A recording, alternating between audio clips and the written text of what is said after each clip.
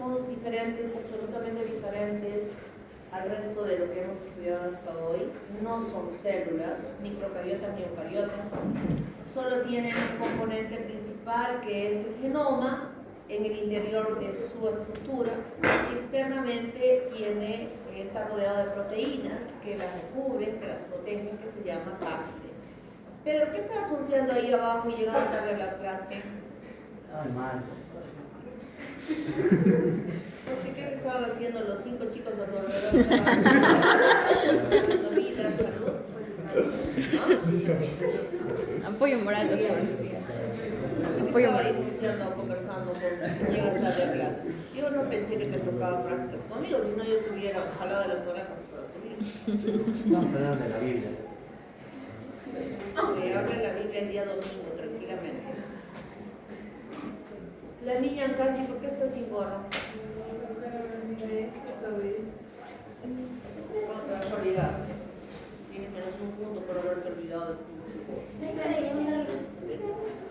Entonces, lo que les decía es que la estructura de un virus está conformada por un genoma que puede ser ADN o ARN, protegida externamente por un recubrimiento de proteínas que se llama cápside. Algunos virus, además de esta cápside, tienen una envoltura de protección externa que la obtienen ya no por elaboración propia del virus, cuya información podría estar en su genoma, sino que la obtienen de las unidades de membrana de la célula que va infectando, que podría ser la membrana citoplasmática o la membrana nuclear o el aparato de Golgi con sus unidades de membrana que podrían hacer esta envoltura. Y superficialmente tienen unas espículas que son las que se van a acoplar a receptores específicos, que son proteínas específicas que se encuentran en las membranas citoplasmáticas de las células a las cuales van a infectar. Esa es la conformación de los virus. Y las vamos a clasificar en virus ADN, cuyo genoma está compuesto por la secuencia de bases conformadas en el ADN, o en ARN, igualmente por esa misma secuencia. El papilomavirus, su conformación génica está formada por ADN, y en el proceso de he dicho que el genoma ingresa en el citoplasma de la célula y utiliza toda la batería que tiene la célula, en el caso nuestro, la célula eucariota, que tiene para la síntesis de las proteínas. Entonces, esa información de ese genoma va a ser traducido a que esa célula la sintetice, y habrá genes tempranos y tardíos que dan lugar a la formación en esa secuencia E1 a E8, son las que primero se van a transcribir y luego replicar, y las tardías L1 y L2. Esta esquemática es esquemáticamente este virus, en esta imagen que se tiene y donde están las espículas superficialmente. Los E6 y E7 son muy importantes, estas proteínas que se han formado en la conformación de esta información, porque se consideran como oncógenos virales. Normalmente yo les había hablado antes de que sus profesores de inmunología les explicasen, yo les había explicado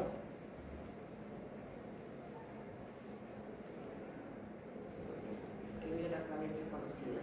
Les había explicado que el sistema inmune, aparte de tener los leucocitos, los linfocitos, todo este sistema de defensa que ustedes están estudiando excelentemente en inmunología, les había dicho que además existe, la función no es solamente era reconocer lo extraño que ingresara dentro de nuestro cuerpo, ¿verdad? Sino la función de ese sistema inmune también es la de reconocer células anormales que se estén desarrollando como resultado de la multiplicación. Es normal y natural que en el proceso de divisiones celulares de diversos tejidos pueda en esa división formarse una célula que genómicamente sea incorrecta y que la multiplicación de esa célula incorrecta traduzca en el cáncer, en la multiplicación de células anormales. Entonces, el sistema inmune está detectando también a estas células anormales y las está eliminando, aislando, y evita de esa manera que se desarrolle el cáncer. Por eso habíamos dicho, si se los dije, era frecuente que se produzca el cáncer en personas mayores donde el sistema inmune ya no funciona bien. Y como parte de ese sistema inmune, se sintetizan proteínas en nuestro cuerpo que bloquean la formación de tumores, que se llaman proteínas supresoras de tumores. Y nosotros tenemos aquí una de las proteínas supresoras de tumores, es la proteína 53 y la P105RB. Y estas proteínas producidas en la información de este virus, P6 se une a P53. Al unirse a ella, la inactiva y entonces las células anormales empiezan a desarrollar.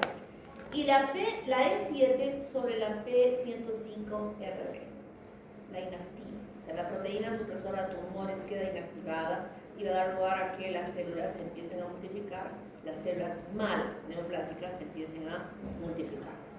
Existen muchos serotipos, algunas 30-40 están en el tracto genital y otras que aparecen por todo lado.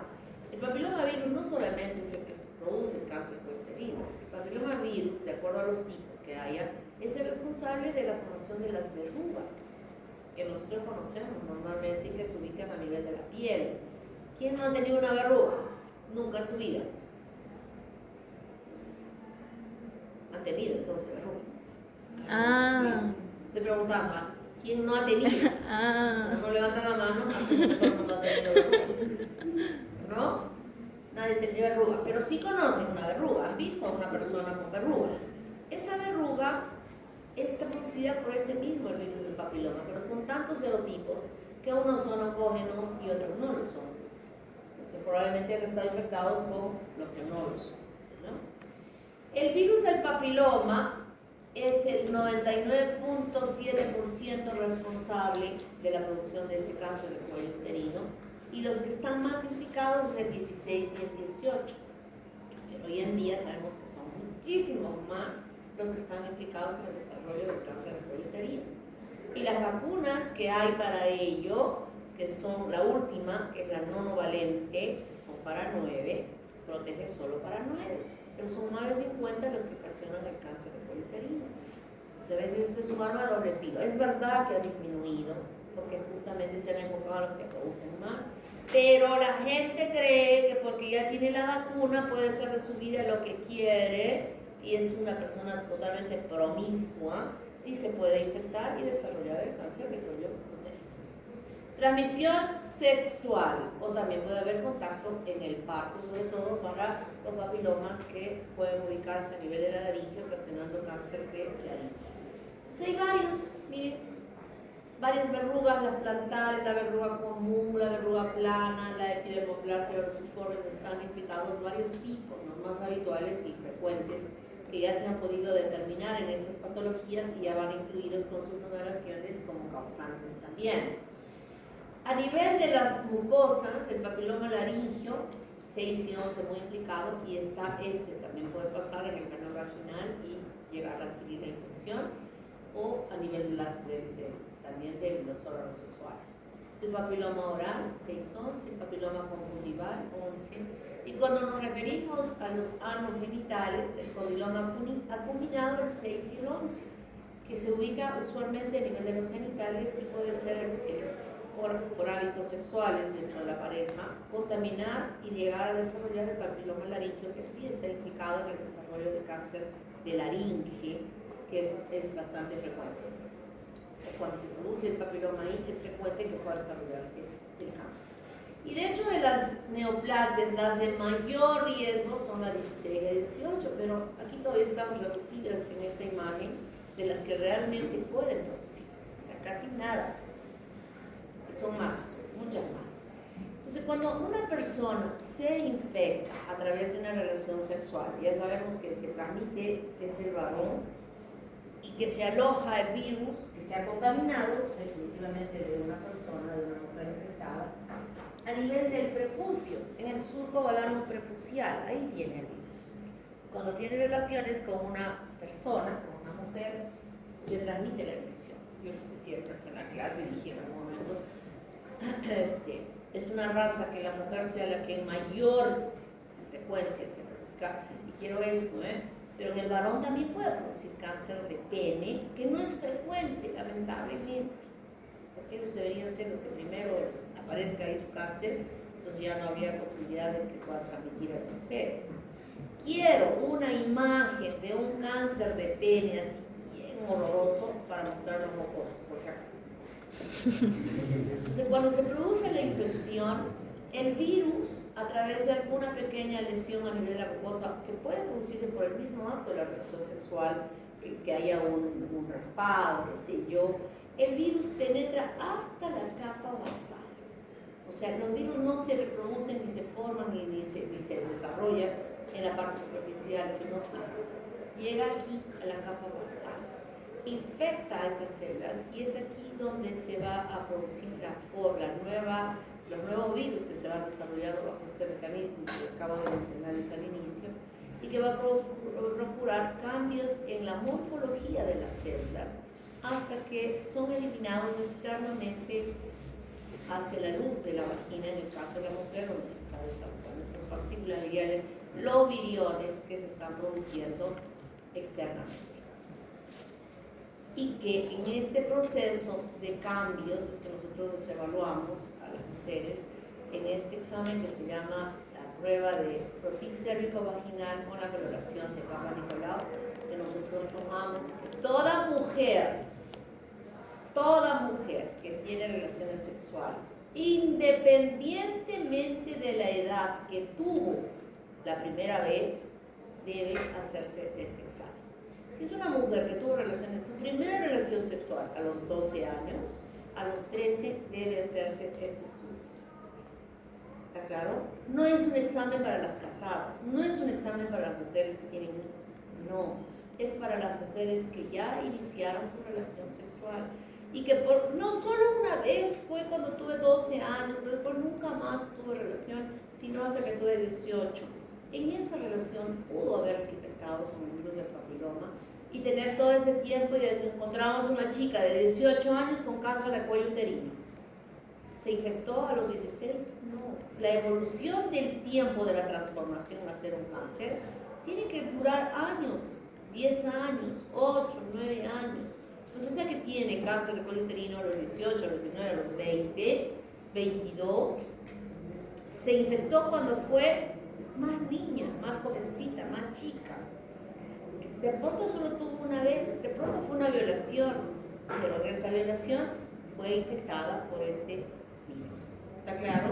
Entonces, toda mujer que tiene relaciones sexuales debe hacerse este estudio de Papa Nicolau para poder determinar, cuando yo mostré esta figurita, aquí son los cambios que se van dando y hablamos de una displasia leve o moderada o grave, de acuerdo a cuánto tiempo o qué espesor del epitelio está afectado.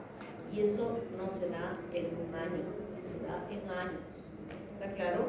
Entonces eso es lo importante. Se hace el frotis, se hace la coloración de Papa Nicolau, ustedes lo han visto en histología.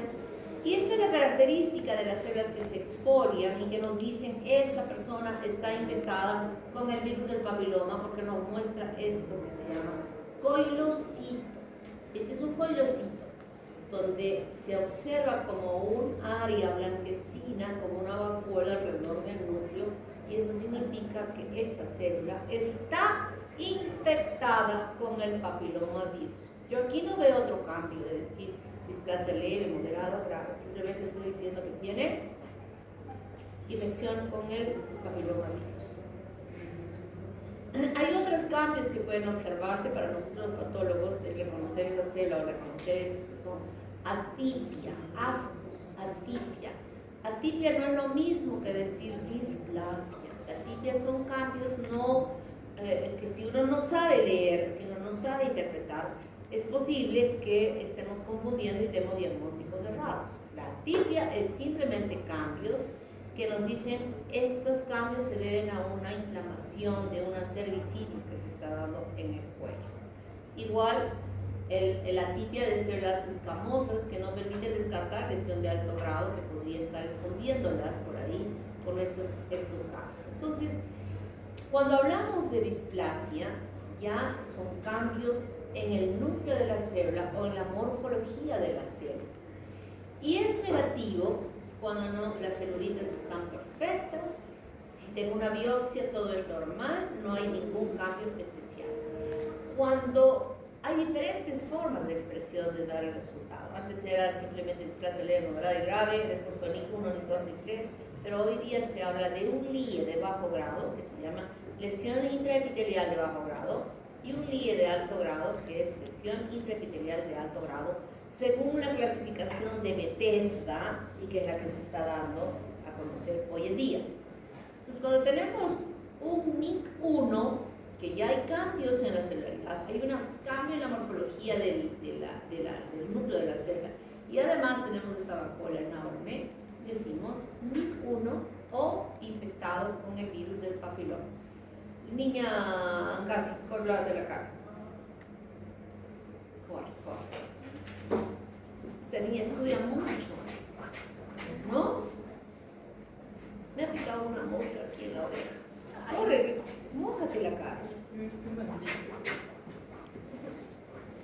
¿En qué momento me ha picado una mosca en mi oreja? ¿Está roja? Y me estás cosiendo, pero horrible que me quiero, estoy picada.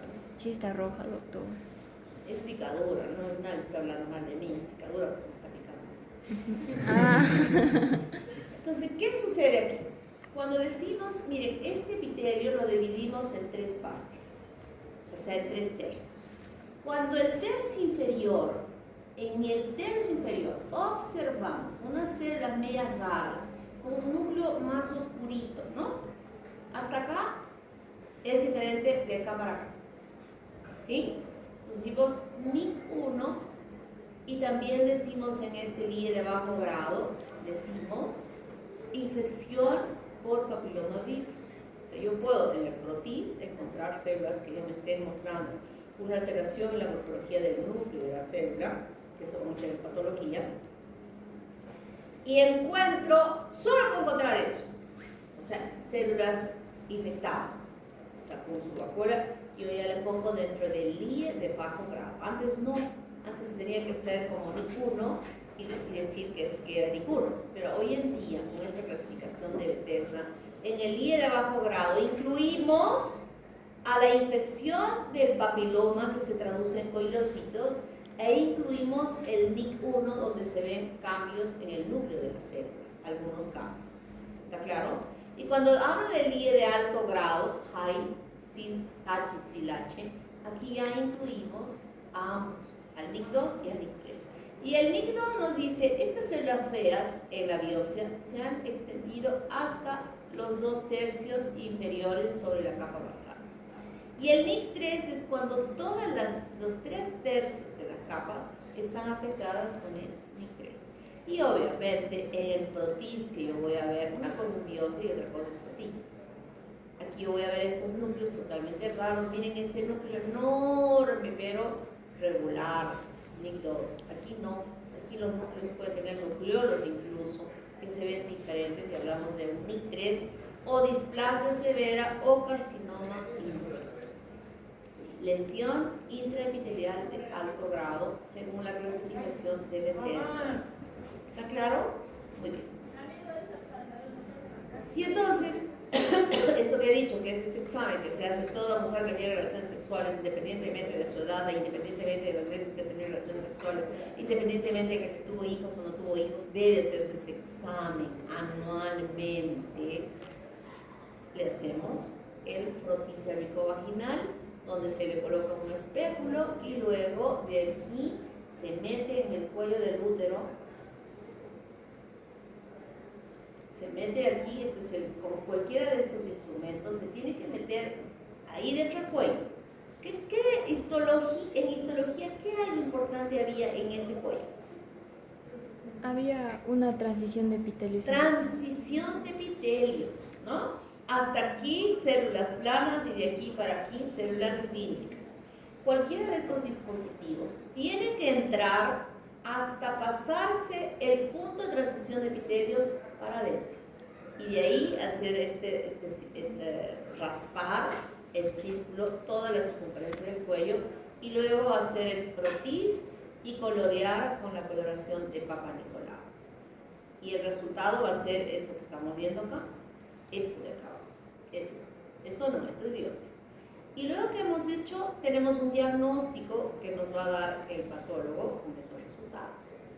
Si yo tengo algo positivo en el que sea un LIR de bajo grado y que 2 puntos, infección por papiloma, todavía no tengo ninguno, el siguiente paso es la colposcopía, que es como un aparato, como un microscopio que se introduce dentro de la vagina y que permite visualizar mejor ese cuello del útero, donde le podemos aplicar yodo, Lugol o también ácido acético.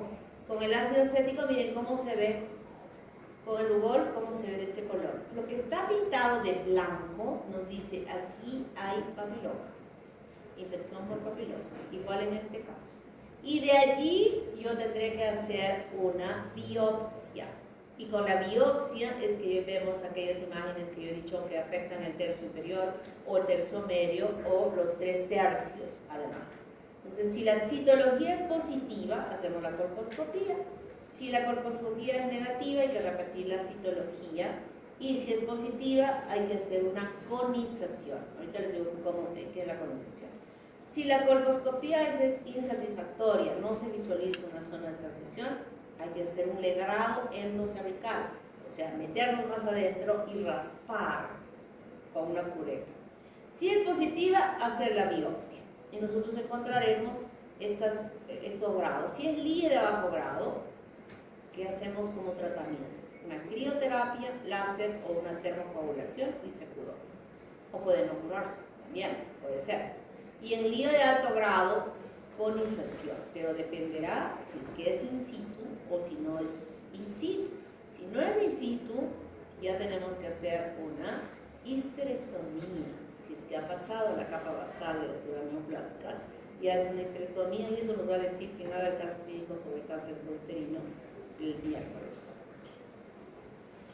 Diagnóstico de laboratorio, hay diversas técnicas para ver el ADN, una infinidad de pruebas que se pueden hacer, que se hacen, y sobre todo, fundamentalmente, determinar cuál es el tipo de ese papiloma que está desarrollando esa infección, si está dentro del grupo de las que van a evolucionar a cáncer o no, para que oriente mejor la conducta del tratamiento. Vacunas. Al inicio la bivalente, solo para 16-18. Después evolucionó la Gardasil tetravalente. Se adicionó la 6-11, la 16 y la 18. Y la nonovalente tiene la 6, la 11, 16, 18, 31, 33, 45, 52, 58. Nonovalente, 9. ¿Cuántos les dije que hay? 50. Más de 50. ¿Protege? No. Protege contra las que tienen mayor incidencia, pero no significa que proteja contra todas. Y eso hay que decírselo también a los mocosos, porque los mocosos creen que al estar vacunados contra esto ya se están protegiendo contra todas, y no es así. Definitivamente ha bajado la incidencia, definitivamente, pero se están encontrando, y como encontramos nosotros esto, encontramos que cuando se hace un cáncer, se saca un cáncer a una persona, una histerectomía y se hacen los estudios, se están encontrando otros tipos que no están dentro de estos nueve tipos que son los más frecuentes. Entonces hay que hablar, hay que decir. La promiscuidad es un elemento sumamente importante para esto. Nosotros vamos a ver ahora en la práctica, vamos a ver las láminas de cómo se observan los cuellocitos y cómo se observan en la biopsia las NIC1, NIC2, NIC3. Ahora vamos a ver el herpes.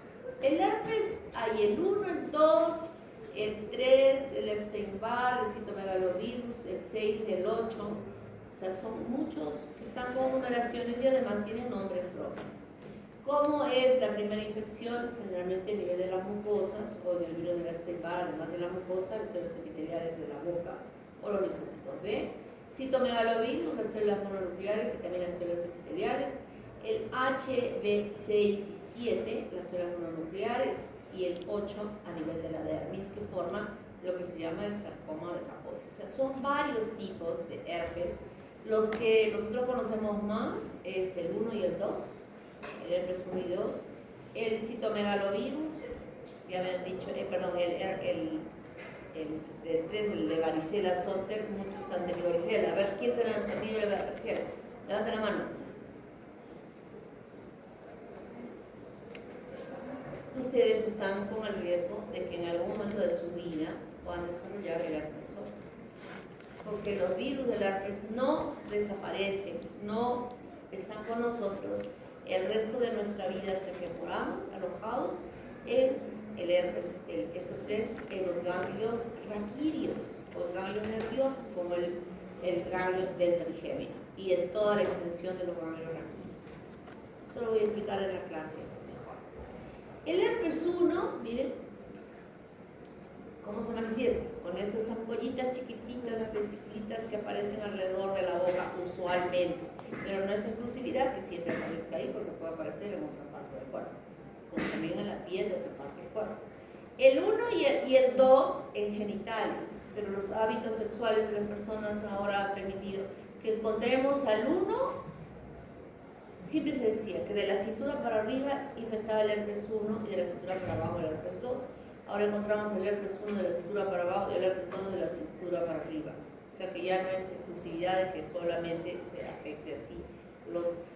La sexualidad ha permitido esto, ¿no? Entonces, ¿qué encontramos? ¿Cómo diagnosticamos? Se puede hacer coloración de Papa Nicolau, se puede hacer biopsias, se puede buscar directamente en la serología o el test de sangre, que también nos permite observar las características de las vesículas que aparecen a nivel de la boca. Generalmente es por la boca. Y la latencia de su aparición están alojadas en las neuronas de los ganglios raquídeos y que aparece cuando el sistema inmuno desciende. Miren cómo se ve la transmisión a través del beso, que no necesariamente tiene la heridita, ojo, porque está en la saliva también. Ojito, puede estar ahí como aparecen, o en los genitales con estas mismas características de que son vesículas pequeñas que aparecen a ese nivel. El tratamiento ideal para esto es fomentos con manzanilla, aciclovir, de frente. Aparece una pequeña lesión allí que vemos con estas características. A veces, cuando las abuelitas dicen, has comido algo muy cálido, y aparecen unas ampollitas, ¿verdad?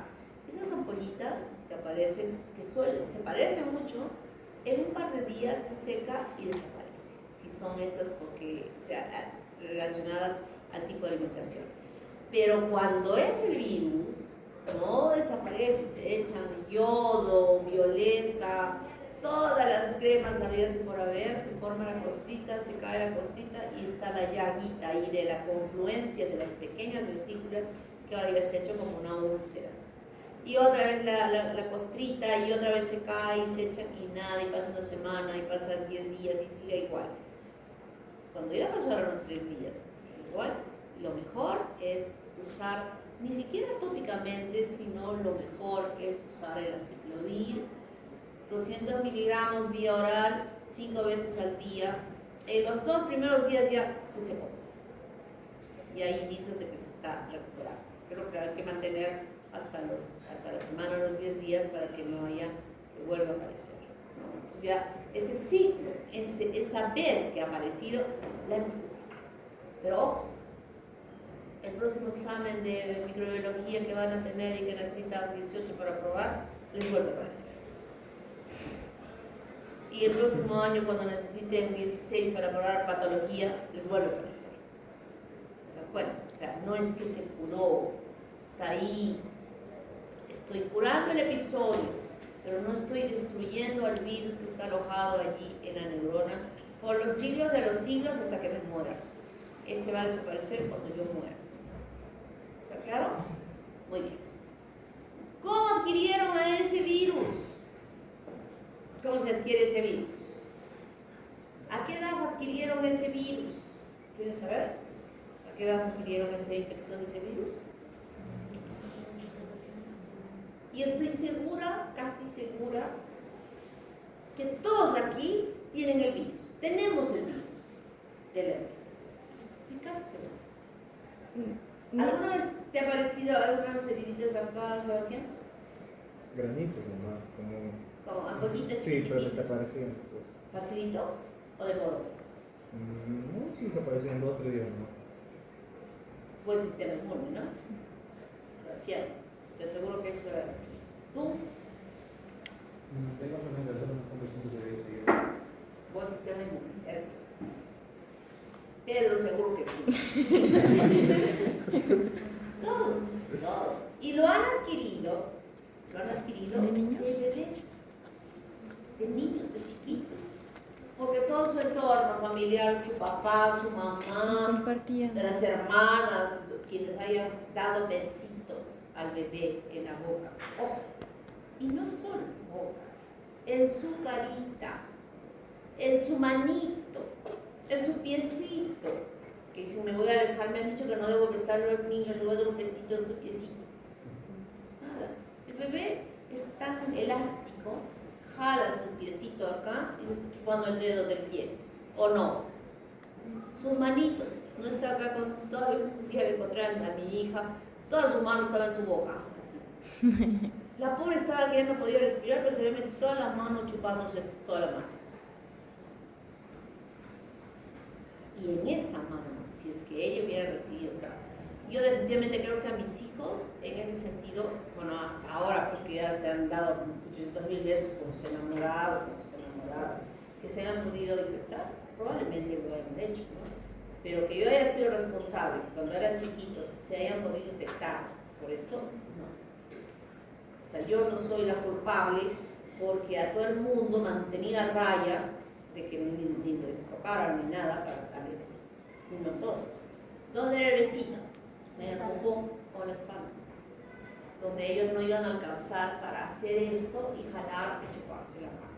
Ese es el momento de la infección con este virus del herpes que nosotros tenemos. En este momento el herpes tipo 1, pero ¿qué tal si el que se infectó o el que le dio el beso ya tenía el herpes tipo 2 aquí, acá arriba? Igual pudo transmitirse la infección sin ningún problema.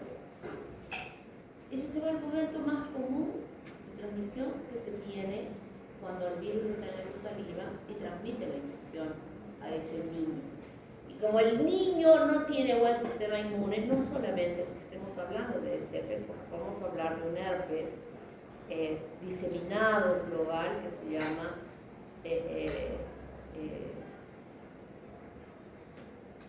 no me acuerdo el nombre específico, pero es todo el cuerpo que se llena de estas ampollitas que tiene, vesiculitas chiquitas que se da en esta infección. El virus del Epstein-Barr es un virus importante, pertenece también a esta familia del herpes viridae, que produce una infección que se llama mononucleosis infecciosa. Es un cuadro generalizado con fiebre, malestar general, decaimiento, compromiso de ganglios que crecen, no solo ganglios, sino hay una faringitis que a veces distrae en el diagnóstico si estamos frente a una faringitis que conocemos o si estamos frente a este caso de la infección del virus del Epstein-Barr, y que no es lo mismo que se produzca la infección en inmunocompetentes que en inmunocomprometidos, porque ya el cuadro se hace mucho más grave y más importante. Una característica crucial de este es el cansancio que hace que se presenten las personas que están desarrollando esta infección. Y nosotros podemos hacer el diagnóstico que muchas veces ni siquiera sospechamos realmente de que estemos frente a él, sino es en aquel examen por la fiebre que se solicita del hemograma, que el laboratorista nos dice: estoy encontrando la presencia de linfocitos atípicos en un porcentaje tan importante. Cuando damos el resultado, 50% de linfocitos atípicos circulando en la sangre, recién el médico que recibe esa información dice: ¡ah! Mononucleosis infecciosa, y pide estos exámenes de anticuerpos heterógenos con la prueba de Columnel o la prueba de Forsman, que se hace en el laboratorio para que finalmente estemos corroborando ya con anticuerpos específicos frente a él. ¿Cuáles son? También se le llama la enfermedad del beso. También se le llama, y eso lo encontré en un libro que decía, la enfermedad del estudiante de medicina. Yo dije, ¿por qué? Porque son muy besucones los estudiantes de medicina, pero así decía el libro. la enfermedad del estudiante de medicina. Y entonces nosotros podemos ver que algunas veces, ¿con quién podríamos confundirnos por estas membranitas ahí en la amígdala? Es el cuello del toro por ¿Ah? Corindalácteo. Difteria.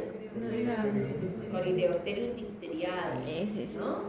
Entonces se ven estas como plaquitas. ¿Y cuáles son estos linfocitos antígenos? Miren, este es un linfocito normal, el chiquitito, pero encontramos esto, que no es un macrófago, no es un monocito, son linfocitos atípicos, y esta es la imagen que vamos a tener ahorita en la lámina para ver este. Entonces, con esto es que el médico que le hemos informado de un número importante de linfocitos atípicos, que nos pide las otras pruebas que se puedan ver y se pueden definitivamente dar resultado por PCR, o también puede haber las pruebas de ELISA, que es lo más accesible en realidad para ya confirmar la infección. Aquí son las curvas de cómo podemos encontrar aquí en el IgG específico para el virus del Epstein-Barr. Diríamos que esta es una prueba muy importante y confirmatoria para el diagnóstico, pero cuando ya se está estableciendo la infección. Hepatitis viral. Hay muchas hepatitis, no solamente es una, son varios virus que pueden dañar el hígado, como la hepatitis, y no solamente el virus de las hepatitis, sino, miren, hay otros virus que también pueden ocasionar hepatitis, como este mismo virus del Epstein-Barr, o el citomegalovirus, o el virus de la varicela, o del sarampión, o el virus del herpes simple, de la rubiola, de la fiebre amarilla o del coronavirus. Claro está, cuando ya el cuadro clínico producido por estos virus sea más grave, que también puede comprometer el daño a nivel hepático.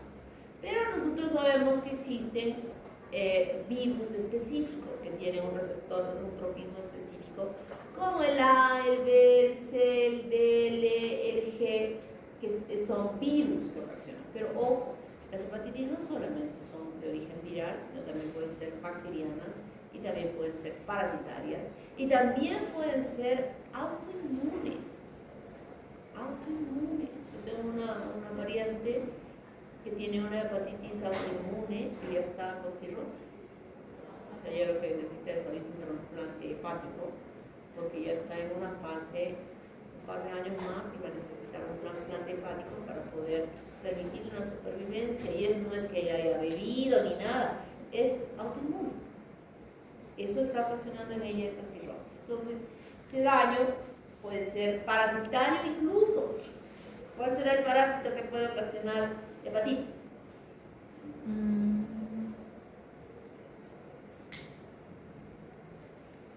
¿Nadie? Y es algo que hay acá en Arequipa, un parásito. Se llama fasciolasis. Puede producir hepatitis. Pero en general lo más común que nosotros conocemos como causante de hepatitis son los virus, ¿no? Y que van a provocar una hepatitis aguda. Hay virus de hepatitis que producen infecciones agudas, y también otras que van a la cronicidad. Quien solo produce hepatitis aguda es la hepatitis A, o sea, no va a la cronicidad. En cambio, las demás sí van a la cronicidad. Y en ese daño hepático, que generalmente ni siquiera es la propia acción del virus en el daño, sino es la respuesta inmune del organismo la que agrava el proceso y manifiesta un mayor daño a nivel hepático, traduciéndose como una liberación de todas las enzimas que funcionan correctamente dentro del hepatocito, y al ser la célula afectada, estas enzimas son liberadas y empiezan a circular en la sangre. Y esto es lo que nosotros vamos a investigar en sangre para ver qué daño se está produciendo en el hígado por la presencia de estos virus. Y alteran ese funcionamiento y tendremos todas estas manifestaciones. Y cuando hablamos de factores de coagulación, que el otro día ya hablamos, componente importante de todos ellos, de esta cascada de la coagulación que han estudiado fisiología y fisiopatología, están formadas por proteínas. Proteínas que se sintetizan en el hígado, y cuando estas están dañadas se va a traducir en hemorragias, ¿verdad? Creo que eso ya hemos conversado.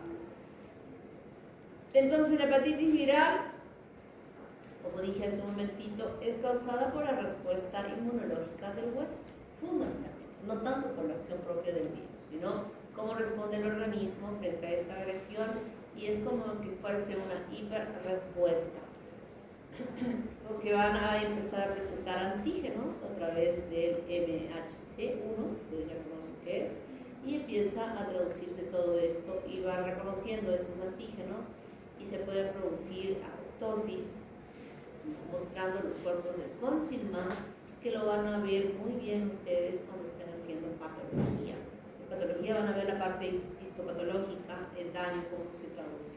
Se produce generación hidrópica de los hepatocitos, o sea, como que se hinchan de agua, y después hay necrosis en fuentes, miren cómo se va necrosando, y van esta arquitectura normal de los lombillos que habían estudiado ustedes bien en histología, se va alterando y se va fibrosando aquí. Y estas características histológicas, histopatológicas, se observan en el estudio anatomopatológico y nos dicen aquí el daño es por hepatitis o el daño es por una, como el caso por ejemplo de la hepatitis inmunológica o autoinmune, y es otros hallazgos que se observan en el estudio anatomopatológico y nos van orientando a hacer un diagnóstico. Las células de Kupffer están todas grandes, hay una infiltración mononuclear, miren, todos estos puntitos son justamente las células mononucleares. El cuadro clínico me lo van a decir ustedes muy bien en su caso clínico, y finalmente en el caso de la cronicidad inicialmente llega la cirrosis, con todo lo que significa esto, y luego al cáncer hepático, si es que estamos hablando del hepatitis B, C o D. El virus hepatitis A lo llamamos como que fuese benigno porque no va a la cronicidad. Pero ojo, ojito, desde ya lo digo, el cuadro clínico por A, por B, por C o por D, independientemente de que se da a la cronicidad o no a la cronicidad, puede cursar con cuadros clínicos agudos fulminantes. Cuando digo fulminante es que puedan ocasionar la muerte de la persona. Incluso el A. En la clase les comentaba que hay gente que ni siquiera se enteró de que estaba con hepatitis, nunca en su vida había hecho un cuadro agudo de hepatitis, sin embargo debutaba con la manifestación crónica de la hepatitis B, con una hemorragia digestiva por varices esofágicas debidas a una hipertensión portal. Y no tuvo cuadro agudo, pero sí tuvo la manifestación de una cirrosis hepática. ¿Qué quiero decir con esto? Que no necesariamente es el B, el C, el D el que puede ocasionar una hepatitis fulminante, porque una hepatitis A puede ocasionar una hepatitis fulminante sin que necesariamente vaya a la cronicidad. Ese es el benigno. Existe vacuna, ustedes están vacunados, se han vacunado cuando fueron chiquititos.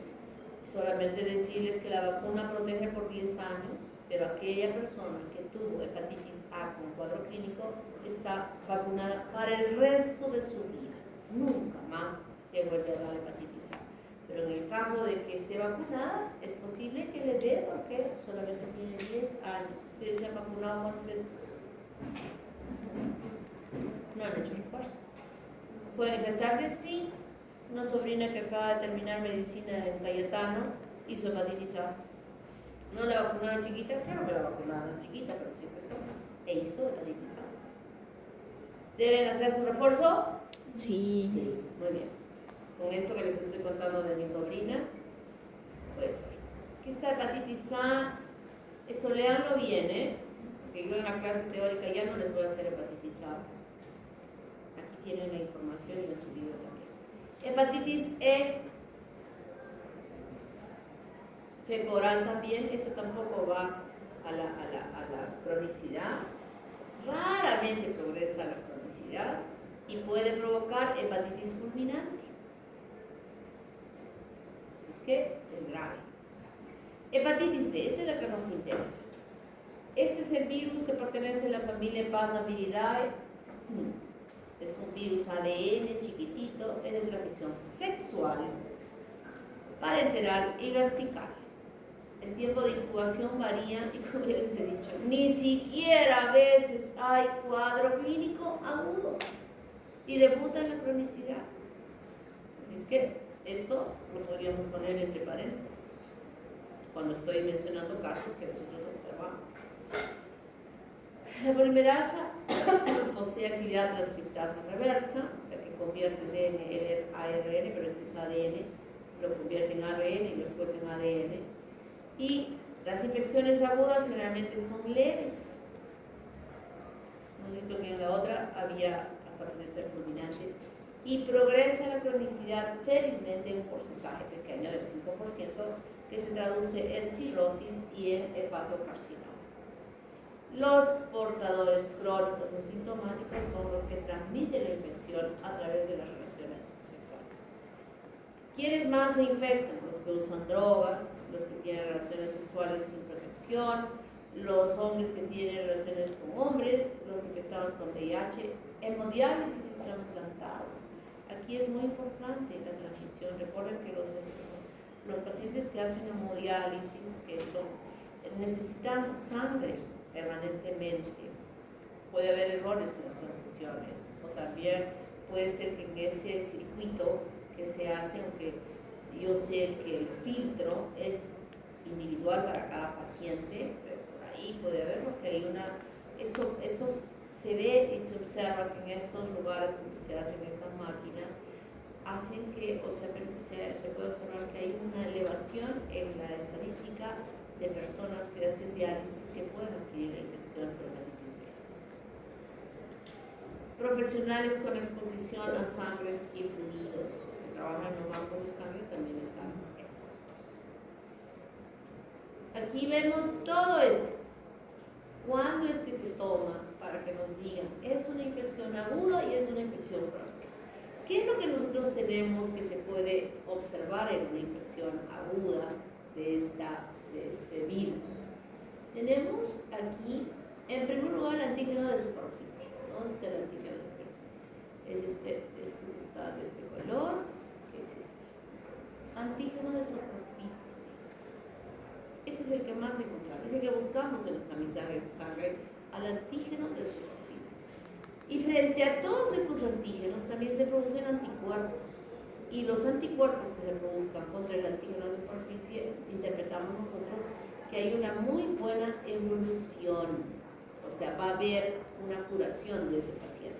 Si nosotros tenemos antígeno de superficie positivo y no encontramos anticuerpos IgM contra el antígeno de superficie, ese va a ir a la cronicidad. Entonces eso ya vamos evaluando nosotros cómo encontramos. El genoma lo podemos encontrar siempre, desde que se infectó y se mantenga, si es que ha ido a la cronicidad, lo vamos a encontrar. El antígeno E es muy importante, este azulito que lo podemos encontrar al E cuando estemos nosotros hablando de, generalmente traduce infectibilidad, es decir, que es una persona que puede transmitir la infección fácilmente a través de los diferentes mecanismos que habíamos mencionado. ¿Qué es lo que encontramos a lo largo? Miren esto que está pintadito. En la infección crónica es el anticuerpo contra el core, que es parte de la estructura. Entonces nosotros cuando estudiamos en el banco de sangre solicitamos, es imposible que hagamos todas estas pruebas, pero que nosotros nos ayude de forma muy importante, que lo podemos ver aún en la cronicidad, es el antígeno de superficie y es el core. El antígeno de superficie y el core. Y también puede encontrarse el DNA en la cronicidad. Pero investigar la presencia del DNA no es tan fácil. Entonces, en el banco de sangre, lo que nosotros solicitamos para ver si es una persona que está infectada y que está en la cronicidad, pedimos antígeno de superficie y anticuerpos contra el core. Eso es lo que vamos a encontrar que sea positivo, ¿no? Miren acá, todo esto tienen que aprenderse bien lo que puedo contar en el examen. La inmunización, 2, 4 y 6 meses. ¿Cuánto tiempo dura? 10 10 años, por eso que les estoy pidiendo que se vacunen, Estábamos conversando con la doctora Narendra y dijimos, ¿cuál va a ser nuestro puntito que les vamos a regalar en la tercera fase? Quien nos presente su cartilla de vacunación contra la hepatitis B hasta la segunda dosis. Lamentablemente aquí no me da respuesta la enfermera, así es que háganlo fuera. Porque esto es requisito para su matrícula del próximo semestre. Así es que todavía les vamos a regalar 0.2 puntitos a quien me presente la cartilla. Ahorita ya tienen que ir vacunándose porque la vacuna, la siguiente es en esta es 2, 4, 6 meses, pero la otra es un poco más acelerada y hay una a los 6 meses que la tienen que presentar a la doctora de patología. Que no le presenta, ya no va a aumentar ni un cuarto punto, le va a quitar puntos de patología. Ya saben. Así es que ya les estoy diciendo, Alguien me puede decir, doctora, pero puede ser que yo tenga muy buena cantidad de anticuerpos, yo no me quiero vacunar. Ah, perfecto, no hay ningún problema. Se va a un laboratorio y solicitan anticuerpos contra el antígeno de superficie. Y si el título está dentro de los parámetros que dicen que está protegido, ningún problema. No se lo pongan. Ojo. Si no, trae su vacuna. Su cartilla de vacunación. Tratamiento de la fase aguda es sintomático. En realidad no usamos nosotros, para los que tienen hepatitis, no usamos tratamiento así bien específico. Hay drogas que empleamos sobre todo para quienes accidentalmente se hayan infectado, o frente a aquel que de pronto ha tenido relaciones sexuales, sabe Dios dónde, y está ahí, de repente me he infectado, ¿por qué tener relaciones sexuales? Si quiere, también él puede comprar ese tratamiento y usar el tratamiento para evitar porque no se sabe, ¿no? Eso va a ser positivo después de un tiempo. Aquel que trabaja en el hospital, que en una cirugía, que en el laboratorio se ha infectado con una sangre que sabemos que está contaminada con hepatitis B, en ese caso sí le damos una terapia antiviral para evitar que pueda evolucionar a la cronicidad y se elimine. Como el tenofovir, que es el más importante, y hay diferentes escalas de tenofovir que se están empleando hoy en día. Hepatitis D, transmisión sexual parenteral vertical, y también va a la cronicidad. Y siempre está de la manito con la hepatitis B. No puede haber hepatitis D si no está infectado además con hepatitis B. O sea, es necesario que esté infectado con la B para que una persona pueda infectarse con la D. ¿Puede haber una persona infectada con la B sin la D? Sí, pero no puede haber una persona infectada con la D si es que simultáneamente no está infectada con la B. Coexiste, necesita la D coexistir con la hepatitis D. Pues todas las características que se tienen contra la B son simultáneas para ella, incluso la vacunación. Si no está vacunada contra la hepatitis B, obviamente no va a tener hepatitis B y obviamente no se va a infectar con hepatitis B. ¿Está claro? Necesita que esté infectado con la B. Hepatitis C, parenteral sexual vertical. Tampoco ya voy a hablar en la clase sobre Igual progresa la cronicidad, es bastante grave, produce cirrosis y hepatocarcinoma también. Y sí hay diagnóstico, no hay vacuna contra la hepatitis C hasta hoy, pero sí uno puede diagnosticar la que tiene. Y los mecanismos de transmisión son muy simultáneos a la hepatitis B. Hay diferentes pruebas para hacer los diagnósticos.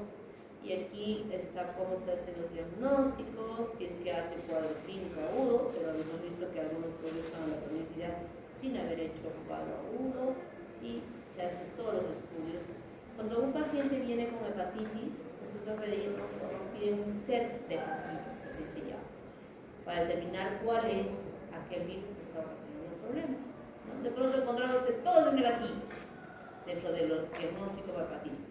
Entonces puede ser otra causa la que está ocasionando el problema, pero es importante que nosotros demos un diagnóstico si es una hepatitis B o C o D, cuál de estas está, porque tenemos que proteger a esa misma persona para que sepa qué debe comer, cómo debe ser su vida a partir de esa infección que ha ido a la cronicidad, que ya está en la cronicidad, y también de su entorno.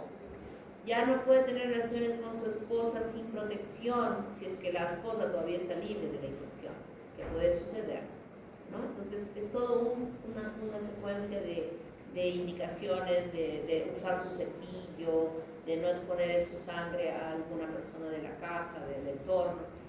Una serie de medidas de protección a su entorno cuando estamos en diagnóstico, y por eso tenemos que definir cuál es el hepatitis, cuál es el virus que está ocasionando esa infección. O sea, ya viendo por él y por su entorno. Bueno, vamos a trabajar.